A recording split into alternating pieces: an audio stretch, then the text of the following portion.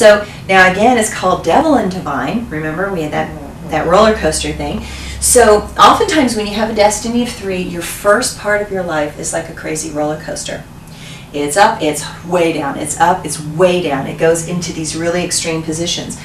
If you were younger and I saw you and you were 16 years old and you had this destiny of 3, I would have said to you, okay, you have this destiny of 3. It's going to be a roller coaster. You're going to attract in some devils that are not going to work for you. Do me a favor, get yourself a lawyer, and don't make any decisions without consulting a lawyer. I want prenuptial agreements. People are going to use you because you're so strong here that you can make uncredible people look credible.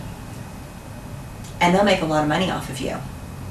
And see, you were really powerful in the last lifetime, but in this lifetime you were working on yourself and earth energy and home and family and grounding and nurturing and stability and all that kind of stuff. And so one part of you knows you're powerful, but you won't seem as powerful in this lifetime as you've been in another lifetime.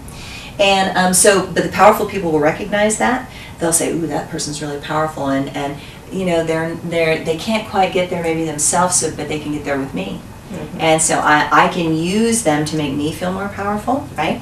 So what happens with this destiny of 3 is that, true story about destinies of 3, I was invited to a multi-million-dollar house in Deer Valley to a catered costumed Halloween ball where there were 250 people invited and 5 psychics hired for the event. And I was there for 6.5 hours doing really quick numerology readings on people, and every single person I did had your destiny of 3. Wow. And if you talk to any of them, they would all tell me a horror story. They'd all say, oh my gosh, you can't believe I had this terrible marriage and divorce and I lost everything and I had to start over. Oh my gosh, you can't believe I had this business partner that took all the money and went to Argentina and I had to pull this business out of bankruptcy and it took me 10 years. Oh my gosh, you can't believe that I had this, my parents died very suddenly and then I ended up in a sibling rivalry over some land that lasted for 15 years. Like, they all have a horror story to tell, okay? But what's cool about destinies of 3 is that you want wealth and success and prosperity when you get into your 45 to 50. But the only way to create great wealth is to take great risk. And sometimes when you take great risk, you fail.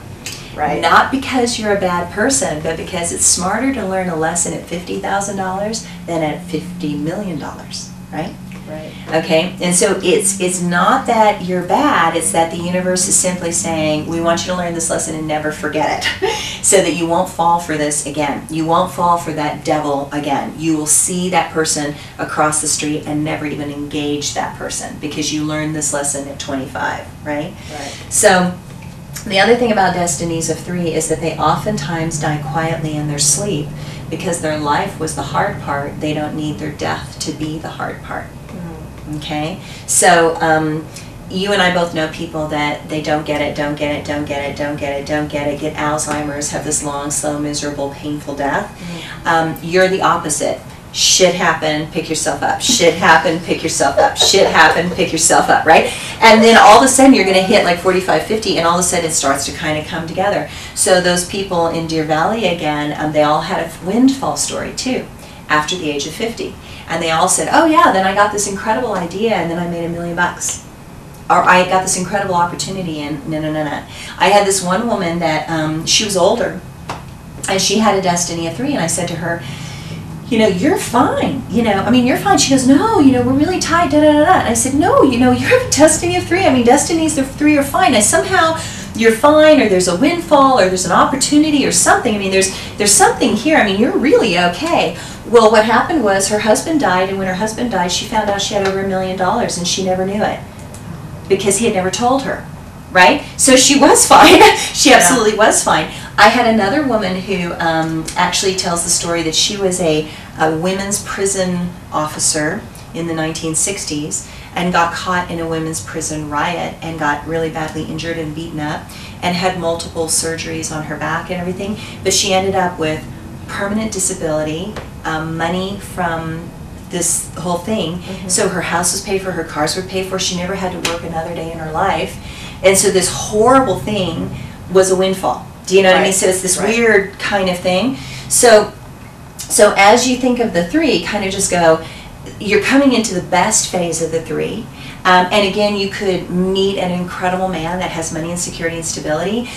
You could come up with a great idea and make a whole bunch of money. You could end up somebody dying and leaving you money. You know, I mean, there's any number of ways that this can happen, but somehow you're going to be okay. You know, and you're going to be taken care of in some way, and it really ends up more positive, and you'll look back on your life with rose-colored glasses, which is kind of cool. So it's kind of fun. Okay, so see how that kind of worked a little bit? It's entertaining, isn't it?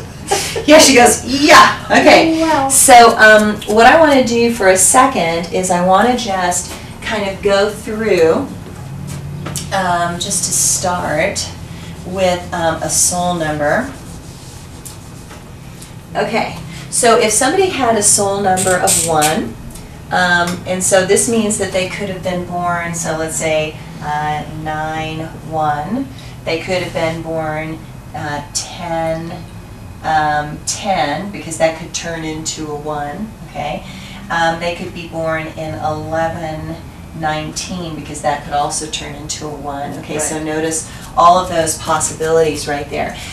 Again, when you're looking at a soul number, which represents the last life, okay, so what was happening in the last life, again, if somebody has a 1 in their numbers, their soul was being very, very humble. So what kinds of lives are humble lives? Being like a farmer, being in a third world country, poverty-oriented situation. Definitely being a monk sometimes is about, you know, humbleness and humility. Being an ascetic, where you're walking through the town with your bowl and everybody puts a little bit of their food in your bowl so that you can survive. So somehow the 1 vibration is about humility.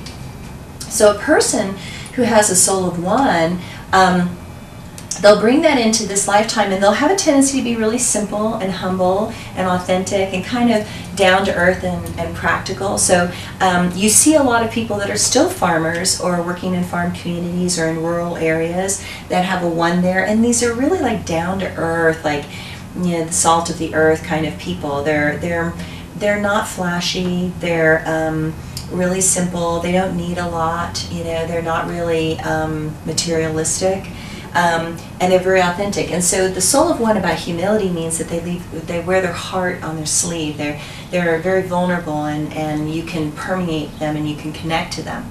Now again, the bad side of the 1 would be that they are collapsed. So they're a victim, they're weak, and you can see people that are like that, their whole body language is collapsed, and they're scared. Or I had one woman who was so sweet, but she was what do you call that?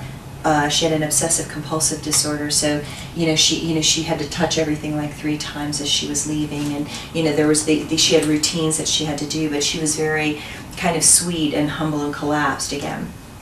Now, again, somebody when they're born in the 10th month or the 19th, that could be a 10, but you can still see somebody that has collapsed that down. So so which is why it's called a 10-1.